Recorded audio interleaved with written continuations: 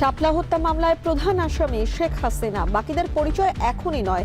৫৮ জনকে হত্যার প্রাথমিক প্রমাণ পেয়েছে তদন্ত সংস্থা। ২১ জুলাই চূড়ান্ত প্রতিবেদন।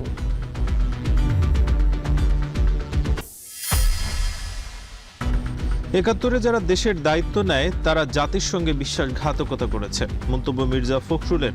জুলাই শহীদ সাংবাদিকদের সম্মাননা।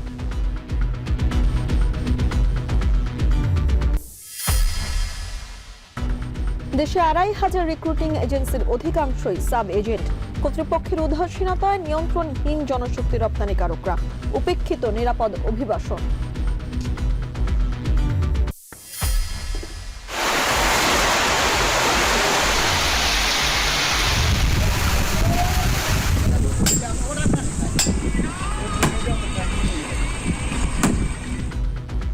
বঙ্গোপসাগরে লঘুচাপের প্রভাবে দক্ষিণের উপকূলে নিম্নাঞ্চল প্লাবিত। পটুয়াখালীতে পানির তোরে ধসে গেছে সড়ক ও স্লুইস গেট। দুশ্চিন্তায় বাসিন্দারা।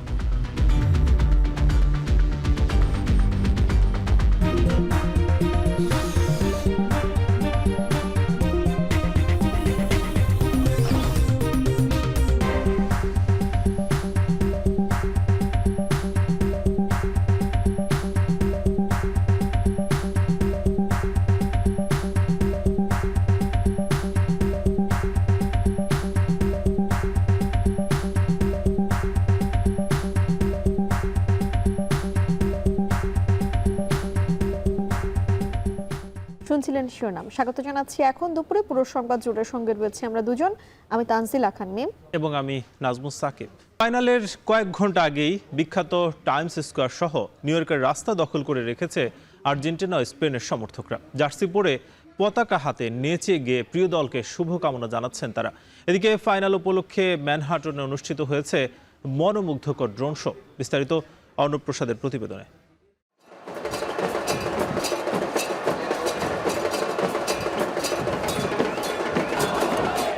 দৃশ্যটি নিউ ইয়র্কের বিখ্যাত টাইমস স্কোয়ারের। ঢাকঢোল পিটিয়ে নেচে গিয়ে মেসি মেসি ধ্বনিতে মেতেছেন আর্জেন্টিনার সমর্থকরা। ফাইনাল শুরুর আগেই গোটা টাইমস স্কোয়ার পরিণত হয়েছে এক টুকরো বুয়েনোস আয়ার্সে। সমর্থকদের প্রত্যাশা মেসির নেতৃত্বে বিশ্বকাপ শ্রেষ্ঠত্ব এবারও ধরে রাখবে আলবিসেলেস্তারা। Yo he vivido muchos mundiales, el del año pasado, en Qatar y todo, pero estar acá en este que estamos participando. Yeah, hopefully. I mean, we never want to jinx it, so we're very quiet when it comes to that. And we're hoping for the best. We're hoping that he plays well. শুধু Argentine সমর্থকরাই নন, new ইয়র্কের আরেক অংশের রাজত্ব এখন Spain সমর্থকদের কাছে। Jersey পরে পতাকা উড়িয়ে উল্লাস করছেন স্প্যানিশরা। তাদের উন্মাদনায় বাধা হতে পারেনি বৃষ্টিও। Creo que va a ser un rival difícil, pero el partido está interesante. Creo que vamos a estar nerviosos hasta el último momento, pero la vamos a ganar, evidentemente la vamos a ganar. Yo creo que es un día súper especial, un día de mundial y todo emocionado, la verdad que increíble. Esperando mañana y con muchas ganas, la verdad, con muchas ganas. এদিকে final উপলক্ষে ম্যানহাটনের liberty state পার্কে অনুষ্ঠিত হয়েছে মনোমুগ্ধকর ও চোখ ধাঁধানো drone show. রাতের অন্ধকারে ড্রোনের মাধ্যমে ফুটিয়ে তোলা হয় দুই ফাইনালিস্টের জার্সি সহ বিশ্বকাপের নানা ইতিহাস। অর্ণব প্রসাদ, এখন বিশ্ব।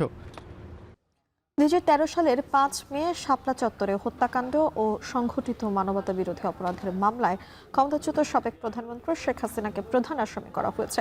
তদন্ত সংস্থার খসড়া প্রতিবেদন হাতে পাবার পর চিফ প্রসিকিউটর আরও জানান, মামলার স্বার্থে বাকি আসামির সংখ্যা ও নাম জানানো যাচ্ছে না।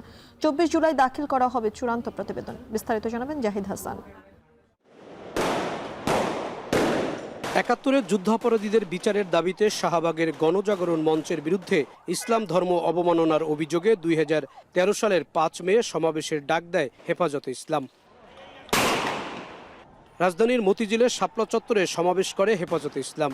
সেই সমাবেশ রূপ নেয় সহিংসতায়। হেফাজতের নেতাকর্মীদের ছত্রভঙ্গ করতে বল প্রয়োগ করে তৎকালীন আওয়ামী লীগ সরকার। মধ্যরাতে যৌথ বাহিনী পরিচালনা করে অপারেশন ফ্লাশ আউট। 2024-এর 5 আগস্টে শেখ হাসিনা সরকারের পতনের পর শাপলা চত্বরের সমাবেশে সংগঠিত হত্যাকাণ্ডের মামলা হয় আন্তর্জাতিক অপরাধ ট্রাইব্যুনালে। 13 বছর আগের ঘটনার মামলার তদন্তে 58 জন নিহতের তথ্য পায় তদন্ত সংস্থা। রোববার আন্তর্জাতিক অপরাধ ট্রাইব্যুনালের চিফ প্রসিকিউটরের কার্যালয়ে মামলার তদন্তের প্রতিবেদনের অগ্রগতি সম্পর্কে জানতে হেফাজতের একটি প্রতিনিধি দল দেখা করতে আসেন। তাদের সঙ্গে বৈঠক করেন চিফ প্রসিকিউটর ও তদন্ত সংস্থার কর্মকর্তারা। পরে চিফ প্রসিকিউটর আমিরুল ইসলাম বলেন, গ্রেফতারের স্বার্থেও চূড়ান্ত প্রতিবেদন না আসায় আসামিদের নাম প্রকাশ করা যাচ্ছে না। 21 জুলাই এই মামলার চূড়ান্ত প্রতিবেদন দাখিল করা হবে।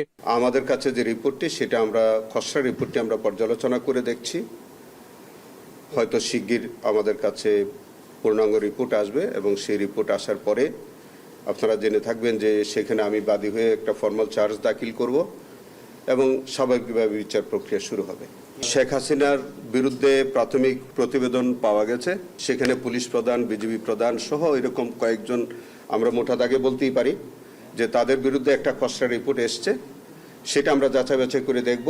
হেফাজত ইসলামের নেতা মামুনুল হক বলেন, খসড়া প্রতিবেদন পর্যালোচনা করে পরবর্তী সিদ্ধান্ত নেওয়া হবে। প্রাথমিকভাবে আমরা যেটুকু দেখেছি, কিছু আমাদের টুকটাক কারেকশন আছে।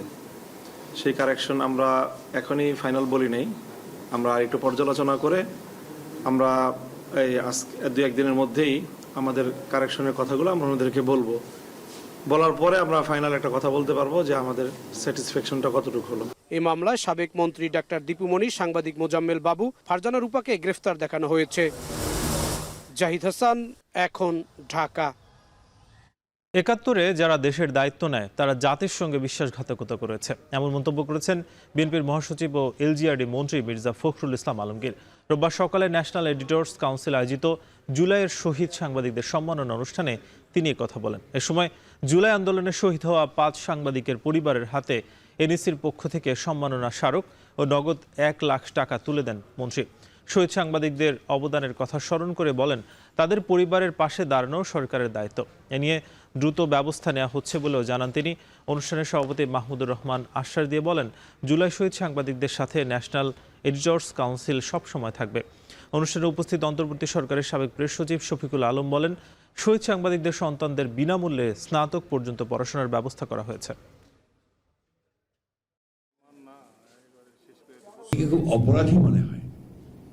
হাই কিছুক্ষণ আগে বলছিল যে রাষ্ট্র কি জবাব দেবে। রাষ্ট্র তো রাষ্ট্রই, রাষ্ট্র সবসময় তার প্রয়োজনে তার জায়গা করে, জায়গা নিয়ে দিয়ে থাকে। আমরা কি জবাব দেব? আমরা কিছুক্ষণ আগে আপনারাই বলছিলেন যে মিডিয়ার মানুষেরা,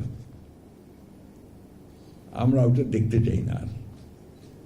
সেই তোষামদি, মোসাহেবি, এই জিনিসটা আর দেখতে চাই না। স্থানীয় সরকার নির্বাচনে বিএনপির প্রার্থীদের উপর দলীয় সমর্থন থাকবে কিনা সে বিষয়ে এখনো কোনো সিদ্ধান্ত হয়নি বলে জানিয়েছেন দলটির জ্যেষ্ঠ যুগ্ম মহাসচিব রুহুল কবির রিজভী। সকালে নির্বাচন কমিশনে দলের বার্ষিক আয় ব্যয়ের হিসেব জমা দিতে এসে সাংবাদিকদের প্রশ্নের জবাবে তিনি এই কথা জানান। ইসাতে জমা দেওয়া তথ্যে 2025 অর্থ বছরে বিএনপির 22 কোটি 19 লাখ টাকা আয়ের বিপরীতে ব্যয় 15 কোটি 26 লাখ টাকা। বর্তমানে দলটির উদ্বৃত্ত 6 কোটি 93 লাখ টাকা। রুহুল কবির রিজভী বলেন, এবারে স্থানীয় সরকার নির্বাচনের দলীয় হওয়ায় কে অংশ নেবে বা নেবে না তা আদালত ও নির্বাচন কমিশনের বিষয়। বলেন, এই বিষয়ে অন্য কোনো রাজনৈতিক দল কি বলছে তা নিয়ে ভাবছে না বিএনপি।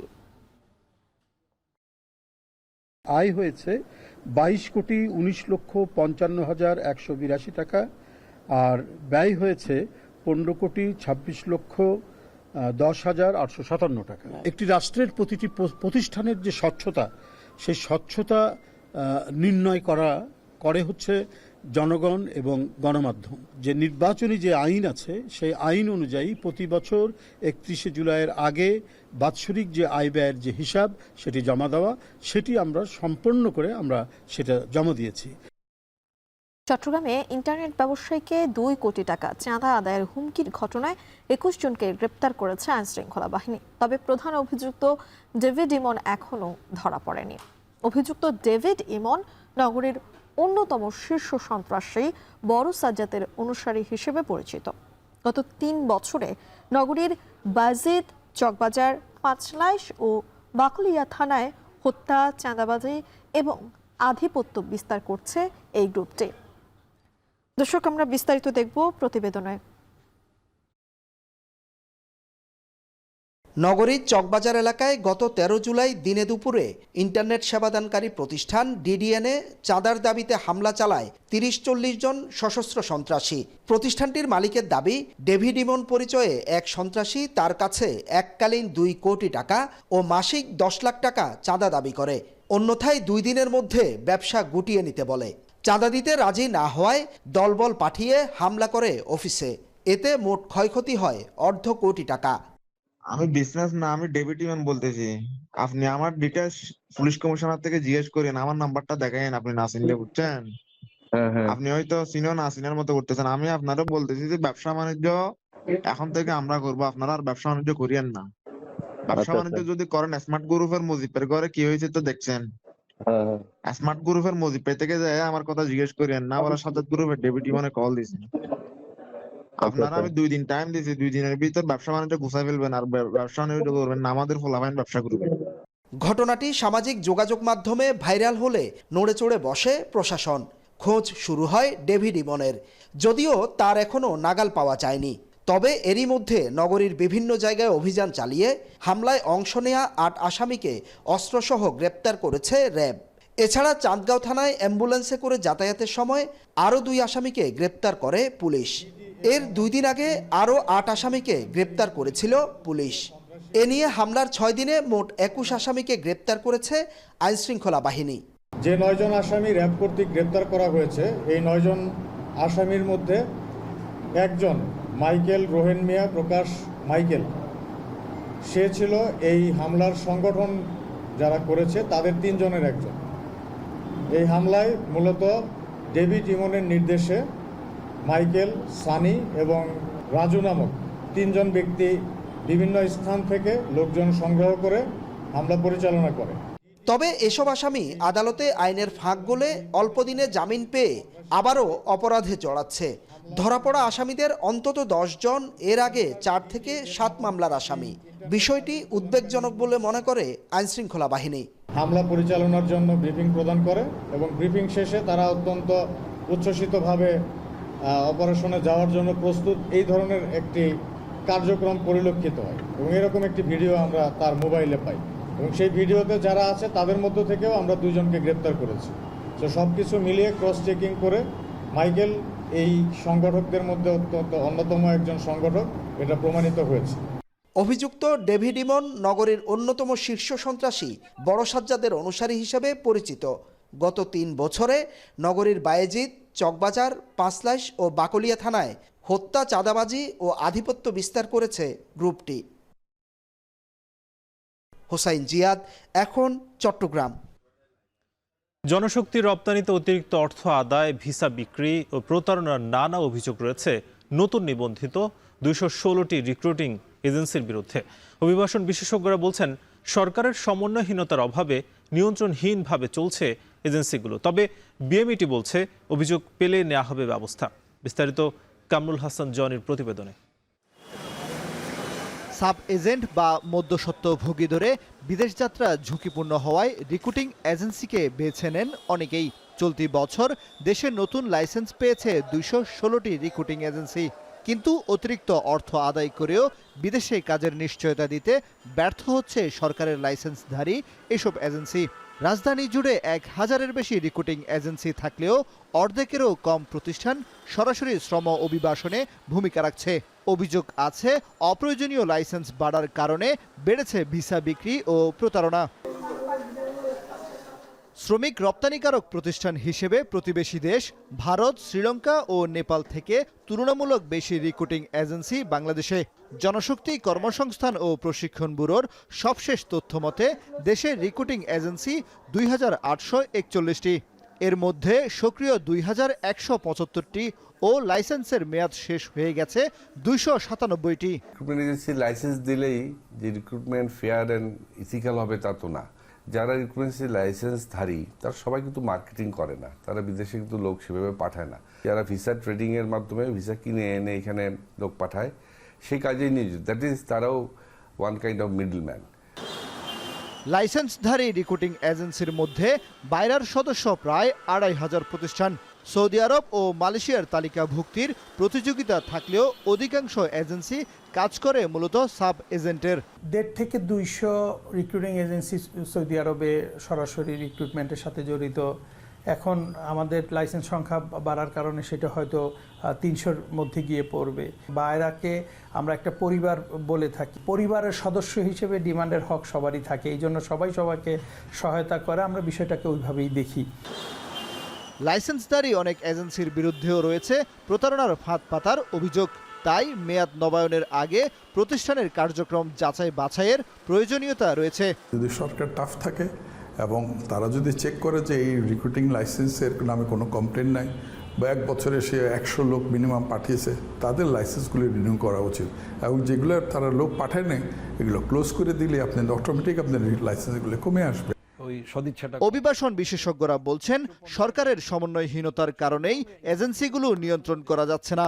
প্রতারণা এড়াতে কাজের মূল্যায়নের পাশাপাশি যত্রতত্র লাইসেন্স দেয়া বন্ধ করতে হবে। যারা খুবই তাদের পারফরমেন্স খারাপ তাদেরকে একটা আলাদা তালিকায় ফেলে রাখা যেতে পারে, যে এদেরকে খুব বেশি অনুমোদন দেওয়া যাবে না বা এদের ব্যাপারে আসলেই খুব নজরদারি বেশি রাখতে হবে। আর যারা ভালো কাজ করছে তাদের সাথে হয়তো আরো নিয়মিতভাবে কাজ করা যায়। ভিসা বিক্রি, অতিরিক্ত অর্থ আদায় ও প্রতারণার সুনির্দিষ্ট অভিযোগ পেলে সংশ্লিষ্ট রিক্রুটিং এজেন্সির বিরুদ্ধে ব্যবস্থার কথা বলছেন বিএমইটির এই কর্মকর্তা। যদি আমরা এরকম সুনির্দিষ্ট কোনো অভিযোগ পাই যে রিক্রুটিং এজেন্সির মাধ্যমে গিয়েছে কিন্তু সে কাজ পাচ্ছে, তাহলে অভিযোগ পাইলে আমরা অবশ্যই ব্যবস্থা গ্রহণ করতে পারি। নিরাপদ শ্রম অভিবাসন ও কর্মীদের কাজের নিরাপত্তা দিতে রিক্রুটিং এজেন্সিগুলোকে আরও বেশি জবাবদিহিতা ও নজরদারির আওতায় আনতে হবে বলছে সংশ্লিষ্টরা। কামরুল হাসান জনি, এখন, ঢাকা। সময় মিডিয়া লিমিটেডের চেয়ারম্যান, ব্যবস্থাপনা পরিচালক সহ 5 জনের বিরুদ্ধে প্রতারণার মামলার কার্যক্রম স্থগিত করেছে হাইকোর্ট। আগামী 4 আগস্ট পরবর্তী শুনানির দিন ধার্য করা হয়েছে। বাদী আহমেদ জুবায়ের এই মামলা করার এখতিয়ার নেই। রোববার বিচারপতি কে এম জাহিদ সারওয়ার কাজল ও বিচারপতি জনাব শেখ আবু তাহেরের সমন্বয়ে গঠিত হাইকোর্ট বেঞ্চ এই আদেশ দেন। সময় মিডিয়ার পক্ষে আদালতে শুনানি করেন সিনিয়র আইনজীবী মোহাম্মদ শিশির মনির।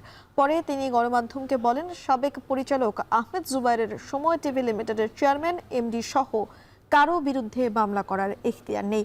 হাইকোর্টের কাছে মামলাটি আইনসম্মত না হয় কার্যক্রম স্থগিত করা হয়েছে। এর আগে প্রতারণার মামলায় আহমেদ জুবায়েরকে কারাগারে পাঠিয়েছে আদালত। ওভারঅল সকল পরিস্থিতিকে চ্যালেঞ্জ করে আমরা হাইকোর্ট ডিভিশনে ক্রিমিনাল প্রসিডিওর কোডের 561A ধারায় একটি দরখাস্ত দায়ের করেছি। এই দরখাস্ত শুনানি অন্তে আজকে মাননীয় আদালত কেন এই ক্রিমিনাল প্রসিডিংটাকে কোয়াশ করা হবে না এই মর্মে রুল দিয়েছেন, তার সঙ্গে 1 মাসের জন্য স্টে দিয়েছেন, আগামী 4 আগস্ট পরিপূর্ণ শুনানির জন্য ফিক্স করে দিয়েছেন। এই মামলার মূল বিষয়বস্তু হলো, কোম্পানির পক্ষ হয়ে যদি কেউ মামলা করতে হয় তাহলে কোম্পানি তাকে অথরাইজ করতে হয়। কোম্পানির পক্ষ হয়ে নিজে কোনো মামলা করা যায় না। অমাবস্যার বঙ্গোপসাগরে সৃষ্ট লঘুচাপের প্রভাবে উত্তাল হয়ে উঠেছে দক্ষিণাঞ্চলের নদ নদী। পটুয়াখালীর কলাপাড়ায় নদী ভাঙনে ধসে পড়েছে গুরুত্বপূর্ণ সড়ক ও স্লুইস গেট। অন্যদিকে বরগুনায় জোয়ারের পানিতে প্লাবিত হয়েছে নিম্নাঞ্চল, ব্যাহত হচ্ছে যোগাযোগ, আর মাছ ধরতে না পেরে বিপাকে পড়েছেন উপকূলের জেলেরা। বিস্তারিত প্রতিবেদনে। জোয়ার ও জলোচ্ছ্বাসের প্রভাব পড়েছে দেশের দক্ষিণাঞ্চলে। পটুয়াখালীর কলাপাড়ায় টিয়াখালী নদীর তীব্র স্রোতে উপজেলার ধানখালী ইউনিয়নের মধ্যলন্দা হেফজপেদা বাজারের কাছে প্রায় 30 ফুট সড়ক নদীগর্ভে বিলীন। একই সঙ্গে বিধ্বস্ত হয় পানি নিষ্কাশনের গুরুত্বপূর্ণ স্লুইস গেট। ঝুঁকি নিয়ে চলাচল করছেন স্থানীয় বাসিন্দারা। নদী ভাঙন ঠেকাতে জিও ব্যাগ ফেলা শুরু করেছে পানি উন্নয়ন বোর্ড। সাময়িকভাবে কৃষি জমির পানি নিষ্কাশনে স্থানীয় উদ্যোগে বসানো হয়েছে কাঠের বাক্স। পানি উন্নয়ন বোর্ডের তথ্য মতে টেকসই বাঁধ নির্মাণের জন্য ইতোমধ্যে 2টি প্রকল্প নিয়ে কাজ চলছে। তবে দ্রুত স্থায়ী বাঁধ নির্মাণ এবং নিরাপদ সড়ক যোগাযোগ নিশ্চিত করার দাবি স্থানীয়দের। বীজপাড়া নষ্ট হয়ে যায়, রোয়া পাতা নষ্ট হয়ে যায়, মানুষের গরু বছরেও কষ্ট হয়। ঠিক মতো জমিতে চাষ করা যাবে না, এই তলাই যাইবে, আবার মানে শুকাই যাইবে, হেকাল আবার বই থা লাগবে, এই দুর্গতি আমাকে গাড়ি পার করা লাগে 2-3 জনের ধরিয়া, এবার গাড়ি লই যাইতে আমাকে খুব ভয় লাগে হিন্দা। এদিকে লঘুচাপের প্রভাবে উত্তাল হয়ে উঠেছে বরগুনার পায়রা, বিষখালী ও বলেশ্বর নদী। স্বাভাবিকের চেয়ে প্রায় 30 সেন্টিমিটার উপর দিয়ে প্রবাহিত হচ্ছে জোয়ারের পানি। প্লাবিত হয়েছে নিম্নাঞ্চল ও চরাঞ্চল। সবচেয়ে বেশি দুর্ভোগে বেড়িবাঁধের বাইরে থাকা বাসিন্দারা। জেলায় 805 কিলোমিটার বেড়িবাঁধের মধ্যে ভাঙন ঝুঁকিতে রয়েছে 44 কিলোমিটার, আর অতি ঝুঁকিপূর্ণ অবস্থায় আছে আরও 14 কিলোমিটার বেড়িবাঁধ। জোয়ারের পানিতে তলিয়ে যাচ্ছে বিভিন্ন ফেরিঘাটের গ্যাংওয়ে, ব্যাহত হচ্ছে যান চলাচল। বৈরী আবহাওয়ায় মাছ ধরাও বন্ধ অনেক জেলের। এসব পরিবার পড়েছে চরম আর্থিক সংকটে। এই ঘাটটা তলাই যায় এবং গাড়িগুলি শুদ্ধ তলাই যায় এবং হাক্কা দিয়ে পরে ওরা লাগে। মহিলারা এবং করতে পারে না, বাচ্চা বাচ্চালে এই সমস্যাটাই বেশি। এই সময়টা আসলে আমাদের আতঙ্কের ভিতরে থাকতে হয়, মনে হয় যে আমাদের সর্বনাশ হয়ে গেল। বন্যা হইলে আসি তাই ঘর বাড়ি কিছু নাই, আবার পুনরায় নতুন করে আবার তুলতে হয়। একটা ভালো সুন্দর একটা বেড়িবাঁধ হয় শক্ত, যাতে আমরা একটু নির্ভয় থাকতে পারি। দক্ষিণাঞ্চলের মানুষের দাবি শুধু জরুরি ব্যবস্থা নয়, নদী ভাঙন প্রতিরোধ, টেকসই বেড়িবাঁধ নির্মাণ এবং নিরাপদ যোগাযোগ ব্যবস্থা নিশ্চিত করতে দীর্ঘমেয়াদী উদ্যোগ নিতে হবে এখনই। শাহানা জাহান, এখন। রোববার রাজধানীর আকাশ দিনভর মেঘলা থাকতে পারে, তবে মাঝে মধ্যে রোদের সঙ্গে কিছুটা বৃষ্টির আভাস দিয়েছে আবহাওয়া অধিদপ্তর।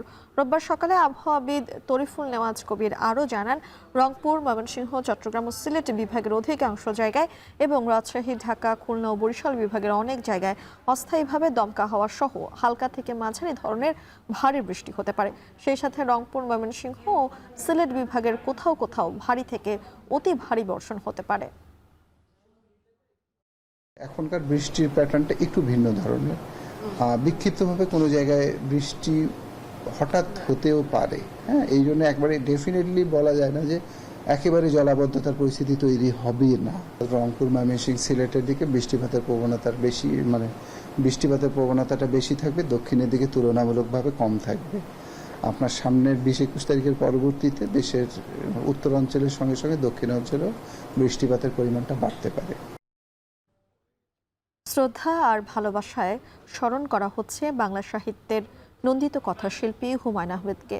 14th মৃত্যুবার্ষিকী উপলক্ষে গাজীপুরের নুহাশপল্লীতে ভিড় করেন পরিবারের সদস্য, শুভানুধ্যায়ী, লেখক ও ভক্ত অনুরাগীরা। তবে এত বছর পরও তার স্মৃতি সংরক্ষণে রাষ্ট্রীয় উদ্যোগের অভাব নিয়ে আক্ষেপ প্রকাশ করেছেন তার স্ত্রী মেহের আফরোজ শাওন। ইফতেখার রায়হানের প্রতিবেদন। ভোরের নীরবতা ভেঙে একে একে নুহাশপল্লীর লিচুতলায় জড়ো হন পরিবারের সদস্য, স্বজন, লেখক, নাট্যজন আর অগণিত পাঠক। লেখকের সমাধিতে ফুলেল শ্রদ্ধা নিবেদন করেন স্ত্রী মেহের আফরোজ শাওন এবং 2 ছেলে নিনিদ ও নিশাদ হুমায়ুন। পরে কবর জিয়ারত, কোরআনখানি, মিলাদ ও বিশেষ দোয়ার আয়োজন করা হয়। প্রতি বছরের মতো এবারও নুহাশপল্লী যেন পরিণত হয় হুমায়ুনময় এক মিলন মেলায়। কেউ এসেছেন প্রিয় লেখককে এক নজর স্মরণ করতে, কেউ এসেছেন তার বই হাতে, আবার কেউ সেজেছেন তার অমর চরিত্র হিমু কিংবা রূপা।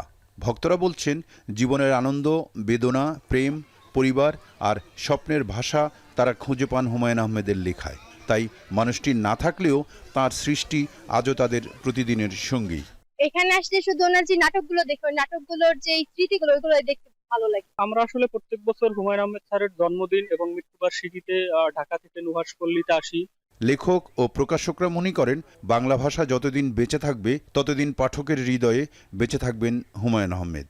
নতুন প্রজন্মও তার বই পড়ে বারবার আবিষ্কার করবে এক অনন্য গল্পকারকে। হুমায়ুন আহমেদের একটা স্বপ্ন ছিল ক্যান্সার হসপিটাল করা।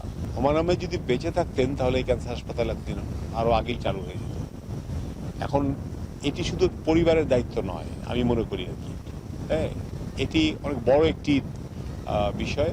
এটি রাষ্ট্র এবং দেশের মানুষকে সবাইকে একসঙ্গে এগিয়ে আসতে হবে। এই নুহাশপল্লীতে যেন অন্তত একটা লাইব্রেরি করা হয়, যে লাইব্রেরিতে কেবলই হুমায়ুন আহমেদের বই থাকবে এবং সবগুলো বই, সেই নন্দিত নরক থেকে দেয়াল, সবগুলো বই যেন রাখা হয়। এটা অন্তত পরিবার করতে পারে, অল্প খরচেই সেটা করা যায়।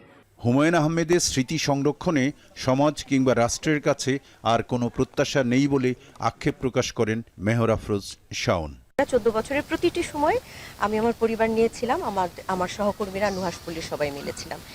এর বাইরে সরকার, রাষ্ট্র, কারো কাছেই আমার কিছু চাওয়ার নাই।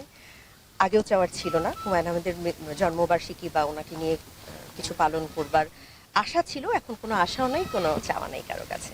1948 সালের 13ই নভেম্বর নেত্রকোনার কেন্দুয়ায় কুতুবপুর গ্রামে জন্ম নেন বাংলা সাহিত্যের এই উজ্জ্বল নক্ষত্র। বিজ্ঞান শিক্ষক থেকে হয়ে ওঠেন কোটি পাঠকের প্রিয় কথাশিল্পী। উপন্যাস, নাটক, চলচ্চিত্র সবখানেই রেখে গেছেন নিজস্ব স্বাক্ষর। 2012 সালের 19 জুলাই ক্যান্সারের সঙ্গে লড়াই শেষে নিউ ইয়র্কের একটি হাসপাতালে শেষ নিঃশ্বাস ত্যাগ করেন তিনি। এখন গাজীপুর। জর্ডানে 2 মার্কিন সেনা সদস্য নিহতের পর ট্রাম্পের নির্দেশে টানা 8ম দিনের মতো ইরানে জোরদার হামলা চালিয়েছে যুক্তরাষ্ট্র। শনিবার দিনগত রাতের বিমান হামলায় ইরানের কেশম দ্বীপ ছাড়াও লক্ষ্যবস্তু করা হয়েছে বন্দর আব্বাস ও বন্দর লেঙ্গেতের সামরিক অবকাঠামো। এদিকে সেনা নিহতের ঘটনায় শোক প্রকাশ করে ট্রাম্প আবারও হুমকি দিয়েছেন তেহরানকে কোনোভাবেই পরমাণু অস্ত্র তৈরি করতে দেবে না ওয়াশিংটন। বিপরীতে ট্রাম্পকে মহাশয়তান আখ্যা দিয়ে ইরানের সর্বোচ্চ নেতা মুস্তফা খামেনির হুঁশিয়ারি, যুক্তরাষ্ট্রকে উচিত শিক্ষা দেবে তেহরান ও আঞ্চলিক মিত্ররা। সতীর্থ কর্মকারের প্রতিবেদন। হরমুজ প্রণালীর নিয়ন্ত্রণ নিয়ে যুক্তরাষ্ট্র ও ইরানের সাম্প্রতিক বিরোধ ক্রমেই সর্বাত্মক যুদ্ধের দিকে মোড় নিচ্ছে। টানা 8 দিন ধরে ইরানের দক্ষিণ উপকূলের দ্বীপ এবং বন্দরনগরিক সামরিক অবকাঠামোতে একের পর এক বিমান হামলা করছে মার্কিন সেনারা। সবশেষ জর্ডানে মার্কিন সেনা কর্মকর্তা নিহতের পর ট্রাম্পের নির্দেশে কেশম দ্বীপ ছাড়াও উপকূলীয় শহর বন্দর আব্বাস ও বন্দর লেঙ্গেতে বিমান হামলা চালিয়েছে যুক্তরাষ্ট্র। স্থানীয় সময় শনিবার মধ্যরাতের হামলার পর এক বিবৃতিতে ইউএস সেন্ট্রাল কমান্ড দাবি করছে, এই অভিযানে মার্কিন সেনা হত্যায় জড়িত ইরানের বিপ্লবী গার্ড বাহিনীকে টার্গেট করা হয়। ইরানের রাষ্ট্রীয় সংবাদ সংস্থার তথ্য, শনিবার মধ্যরাতে কেশম দ্বীপে অন্তত 6টি মার্কিন ক্ষেপণাস্ত্র আঘাত হানে, তবে এতে আবাসিক বা বাণিজ্যিক অবকাঠামোর কোনো ক্ষয়ক্ষতি হয়নি। দ্য নিউ ইয়র্ক টাইমসের তথ্য, যুদ্ধ শুরুর পর এখনো পর্যন্ত 16 মার্কিন সেনা নিহত হয়েছেন আর আহত হয়েছেন 4 শতাধিক। বিপরীতে এক মাসে ইরানের অর্ধশত বেসামরিক নাগরিককে হত্যা করেছে মার্কিন বাহিনী, আহতের সংখ্যা 500 ছাড়িয়েছে। এক সপ্তাহেরও বেশি সময় ধরে যুক্তরাষ্ট্রের অব্যাহত হামলার জবাবে উপসাগরীয় 6 দেশ কুয়েত, ওমান, সিরিয়া, জর্ডান, কাতার ও বাহরাইনে ক্ষেপণাস্ত্রের বৃষ্টি ঝরিয়েছে ইরান। মার্কিন ঘাঁটি ছাড়াও ক্ষেপণাস্ত্র শনাক্তকরণ রাডার, অস্ত্রের ডিপো এবং হাই মোবিলিটি রকেট সিস্টেম লঞ্চারে আঘাত এনেছে আইআরজিসি। এদিকে সেনা নিহতের ঘটনায় শোক প্রকাশ করে আবারও একই হুমকির পুনরাবৃত্তি করেছেন ট্রাম্প। বলেছেন, কোনোভাবেই তেহরানকে পরমাণু অস্ত্র তৈরি করতে দেবে না ওয়াশিংটন। ইতিহাস বলছে, গেল বছরের জুন ও চলতি বছরের ফেব্রুয়ারিতে ইরানে বড় ধরনের সামরিক অভিযান চালানোর আগেও এই একই বক্তব্য দিয়েছিলেন মার্কিন প্রেসিডেন্ট, যা ইঙ্গিত করে যে কোনো সময় পরমাণু কর্মসূচির দোহাই দিয়ে ইসলামী প্রজাতন্ত্রের সঙ্গে আরও বড় ধরনের সংঘাতে জড়াতে পারে যুক্তরাষ্ট্র। জবাবে একটি বিবৃতিতে ট্রাম্পকে মহাশয়তান আখ্যা দিয়েছেন ইরানের সর্বোচ্চ নেতা মোস্তফা খামেনি। সমঝোতা স্মারকে সই করার পরও ইরানে হামলা অব্যাহত রাখায় ট্রাম্পের স্বাক্ষরকে মূল্যহীন ও অকার্যকর বলে মন্তব্য করেছেন মোস্তফা। হুঁশিয়ারি দিয়েছেন, তেহরান এবং এর আঞ্চলিক মিত্ররা ওয়াশিংটনকে এমন শিক্ষা দেবে যা তারা কখনোই ভুলতে পারবে না। সতীর্থ কর্মকার, এখন বিশ্ব। এই ছিল এখন দুপুর। এখন টেলিভিশন ওয়েবসাইটে দেখতে ভিজিট করুন এখন.টিভি। এছাড়া ফেসবুকে যুক্ত হতে পারেন facebook.com/tv.এখন। ইউটিউবে দেখতে পারেন youtube.com/c/echontv।